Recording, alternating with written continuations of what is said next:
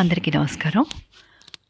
శ్రీ రమణాష్టమ లేఖలు 157 లేఖ. సర్వబంధువు సూర్యనాగమ్మ గారు వారి అన్నగారికి వ్రాసిన లేఖల్లో ఇదొకటి. ఇది 19 నవంబర్ 1947 రాశారు. కొంతకాలం నుండి సాయంత్రం వేదపారాయణ వేళకు హాలు లోపల కొందరిని, వెలుపల కొందరిని కూర్చోమని అనవలసి వస్తోంది. జూబ్లీ హాల్ తయారైన తర్వాత సాయంత్రం వేదపారాయణ పూర్తిగా అక్కడికే మారింది. ఈ మార్పు జరిగిన తర్వాతే బరోడా రాణి పంపిన తెల్ల నెమలి వచ్చింది.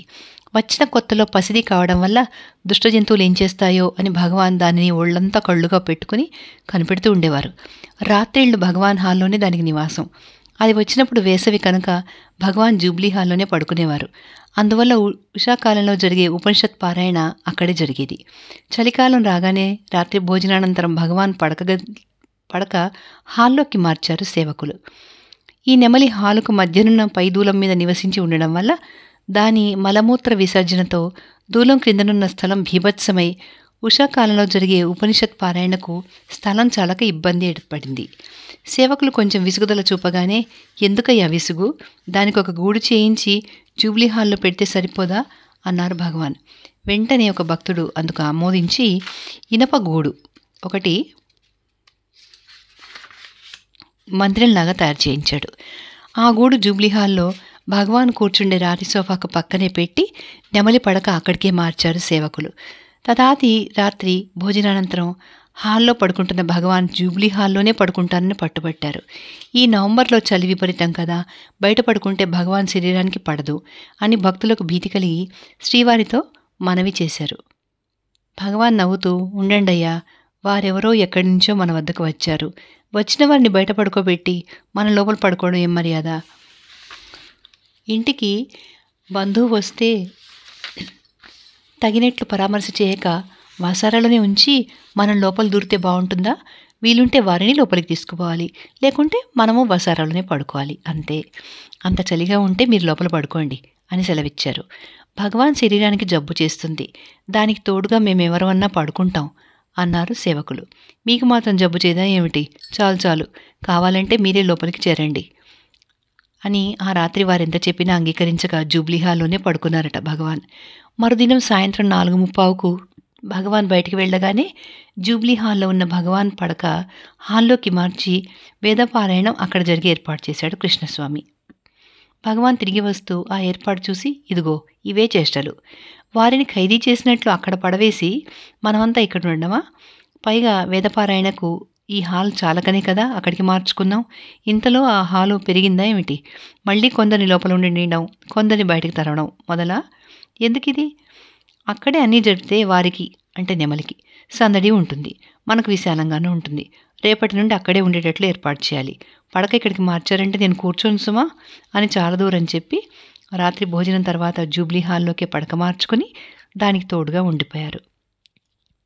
ఆ మర్నాడు సాయంత్రం కూడా బయటికి వెళుతూ నెమలి గుడివైపు చూపి, నేను తిరిగి వచ్చేసరికి వేద పారాయణాదులకు ఇక్కడ ఏర్పాటు చేస్తే సరే, లేకుంటే ఈ తుండుగుడ్డ పరుచుకొని పడుకుంటాను.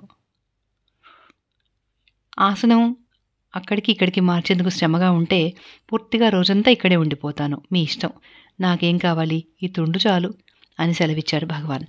భగవాన్ తిరిగి వచ్చే లోపలే ఆసనం పాకలోకి వచ్చేసింది. ఆ వెంటనే ఆ పాకంతా పెంచడం, భగవాన్ పూర్తిగా అక్కడే ఉండిపోవడం జరిగింది. సన్నిధికి వచ్చిన సకల జీవరాశులను బంధుకోటిగా భావించి పరామర్శించడం భగవానుడికే చెల్లుతుంది, కానీ మనకు సాధ్యమా? ఇట్లు సోదరి. 158వ లేఖ. ఎరుక మరపు. ఇది నవంబర్ 21వ తేదీన సూర్యనాగమ్మ గారు వారి అన్నగారికి వ్రాసిన లేఖ. ఈ మధ్యాహ్నం 3 గంటలకు తెల్లనెమలి భగవాన్ సన్నిధికి వచ్చి అందరి మధ్యన సంచరిస్తూ ఉంది. ఒక భక్తుడు దాని సాధుజీవనం గమనించి, దీనికి జన్మాంతర వాసన ఉన్నట్లుందే, కాకుంటే ఇందరి మధ్య ఇంత చొరవగా తిరుగుతుందా అన్నాడు. అందుకే ఇక్కడి వారంతా మాధవుడే ఇలా వచ్చాడని అంటారు అన్నారు భగవాన్. అయితే గత జన్మలో నేను ఫలానా అని దానికి తెలుస్తుందా అన్నాడు ఆ భక్తుడు. అదిలా తెలుస్తుంది, వాసన వశం వల్ల సంచరిస్తారే కానీ గత జన్మలో ఫలానా జీవిని అని ఏ ఒక్కరికి తెలియదు. అదే మరపు. ఆ మరపు ఉండడమే మేలైంది. ఈ ఒక్క జీవితంలోని తలపులతోనే వేగలేకుండా ఉన్నామే, అన్నీ తెలిస్తే భరించగలమా? గత జన్మల వృత్తాంతం తెలుసుకోవడం అంటే తన్ను తాను తెలుసుకోవడమే. ఆ ఎరుక కలిగితే ఈ జన్మ ఆ జన్మ అన్నీ తోపకాలే అని తెలుస్తుంది. అంతా సంకల్ప సృష్టేనాయే. వాసిష్టంలో ఈ సృష్టిని గురించి ఎన్ని రకాలుగా చెప్పారో చూడండి. గాది విష్ణువును నీ మాయాస్వరూపం చూడాలి అని ఎన్ని విధాలుగానో, అంటే క్షమించండి, గాది విష్ణువును నీ మాయాస్వరూపం చూడాలి అంటే ఎన్ని విధాలుగానో చూపించాడు. లవణ మహారాజు కథ అంతే. శుక్రుడి చరిత్ర ఇంకా వింత. సమాధిలో ఉన్నవాడు ఉన్నట్లే ఉండి శరీరం శిథిలమైంది తెలియకుండా ఎన్నో జన్మలెత్తి కడకొక బ్రాహ్మణుడై పుట్టి మేరుగిరిపై తపస్సు చేస్తుంటే తండ్రి అయిన భృగువు, కాలుడు స్థూల శరీరంతోనే నడిచి వెళ్ళి ప్రబోధిస్తే ఆ శుక్రుడు వారిద్దరితో కలిసి వచ్చి ఆ శరీరంలో ఈ శరీరం చూచినట్లు యముని ఆజ్ఞ వల్ల తిరిగి మొదటి శరీరంలోనే ప్రవేశించినట్టు చెప్పారు. ఇంకా కొన్ని కథలలో ఒకరికి స్వప్నంగా తోచింది, వేరొకరికి జాగ్రత్తగా తోచినట్లు చెప్పారు. ఇంతలో ఏది యథార్థం అన్నారు భగవాన్. ఒకరికి స్వప్నంగా తోచిందే వేరొకరికి జాగ్రత్తలో యథార్థంగా ఎలా కనిపిస్తుంది అన్నాడా భక్తుడు. దానికే అది స్వప్నమే కదా. తెర మీద బొమ్మల వల్లే అన్ని తోపకాలే, వాస్తవానికి తాను ఏదీ కాదు.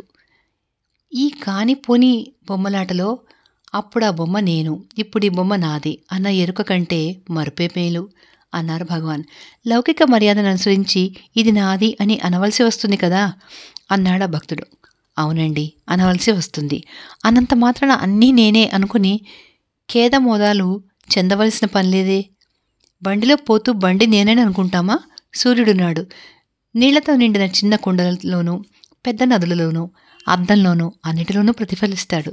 అంత మాత్రాన అన్నీ తానే అనుకుంటాడా? అవి భిన్నమైనప్పుడు చింతిస్తాడా? మనకు అంతే. నేను శరీరం అనుకుంటేనే అన్ని బాధలను, శరీరం నేను కాదు అని తోసేస్తే సూర్యుని వలె తనంతట తానే ప్రకాశిస్తూ సర్వత్రా నిండి ఉంటాడు అని సెలవిచ్చారు భగవాన్. అందుకు నేనెవరు అనే విచార మార్గమే ముఖ్య సాధనం అని కదా భగవాన్ సెలవిస్తారు అన్నాడా భక్తుడు. అవును, అయితే అనధికారికి ఈ విచార మార్గం చెప్పరాదు అని వాసిష్టంలో రాముడికి వశిష్ఠ విశ్వామిత్రులు బోధించారు. మరికొన్ని గ్రంథాలలో చాలా జన్మలలో సాధన చేయాలని, 12 ఏళ్లు గురుసేవ చేసి ఉపదేశం పొందాలని ఏదో చెప్పారు. ఎన్నో జన్మలంటే భీతి కలుగుతుందని మోక్షం పొందే ఉన్నావోయ్, పైన వచ్చే విషయాలే తోసివేయాలి, దానికే సాధన అని నేనంటాను. అయితే పై మాటలన్నీ పెద్దలు వృధాగా చెప్పలేదు. నీవే బ్రహ్మము, మోక్షం పొందే ఉన్నావు అని అంటే నేనే బ్రహ్మం కదా, మోక్షం పొందే ఉన్నాను కదా అని సాధన చేయక విచ్చలవిడిగా సంచరిస్తారని అధికారి కానివాడికి అది చెప్పరాదన్నారు. అంతేగాని మరేమీ లేదు అని చిరునవ్వుతో చెప్పారు భగవాన్. నూతనాగత భక్తులొకరు అందుకుని విశ్వం దర్పణ దృశ్యమాన నగరీతుల్యం నిజాంతర్గతం అన్న శ్లోకంలో శంకరులు సెలవిచ్చింది కూడా జగత్తు మిథ్య, మాయ అనే దృష్టి సాధారణ జనులకే గాని జ్ఞానులకు కాదనే కదా అన్నాడు. అవును, జ్ఞాని దృష్టికి అంతా బ్రహ్మమయంగానే తోస్తుంది. అజ్ఞానిక ఏం చెప్పినా తెలీదు. అందువల్ల శాస్త్రాలన్నీ మధ్యములకేనండి అని సెలవిచ్చారు భగవాన్. ఇట్లు సోదరి. ఇక్కడితో ఈ వీడియో ఆపేస్తున్నానండి. ధన్యవాదాలు.